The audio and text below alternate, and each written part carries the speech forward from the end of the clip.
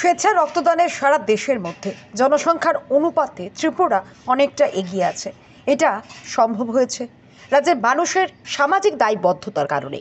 শনিবার আগরতলা প্রেস ক্লাবে TSECL finance and others employees অ্যাসোসিয়েশনের উদ্যোগে আয়োজিত এক স্বেচ্ছায় রক্তদান শিবিরের উদ্বোধন করে এই কথাগুলি বললেন বিদ্যুৎ মন্ত্রী রতনলাল নাথ।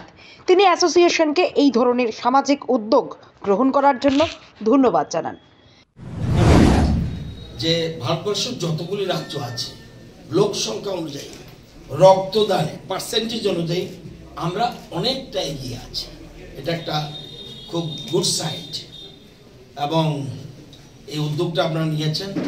এমপিরা শুধুমাত্র সরকারি কাজই করে না, সাথে সাথে সমাজসেবাও তারা জড়িত হয় এবং এটা আপনারা প্রমাণ করে দিয়েছেন।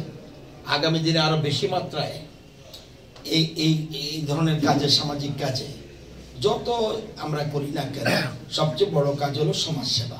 যত কিছু মূল জিনিস এবং বিশেষ করে দেশের প্রধানমন্ত্রী নরেন্দ্র মোদী যে জিনিসটা চাইছেন, অন্তিম ব্যক্তির ডেভেলপমেন্ট সমাজের সকল স্তরে। এই জন্যে ওনার স্লোগান সবকা সাথ সবকা বিকাশ অ্যান্ড সবকা প্রয়াস। শুধু মন্ত্রী একা পারবে না, ব্যুরোক্রেটসরা একা পারবে না, সকলের সহযোগিতায় আমরা রাজ্যকে এবং দেশকে এগিয়ে নিয়ে যাব এবং আপনাদের সকলের সহযোগিতা চাই।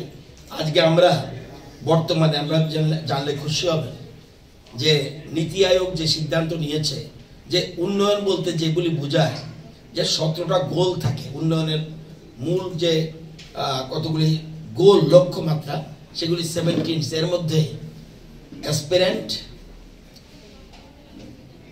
Performer, front runner and achiever. Achiever বলতে আমাদের ভারতবর্ষে কোনো স্টেট নেই। কোনো ক্ষেত্রে অ্যাচিভার 100 আছে, 100-র মধ্যে 100।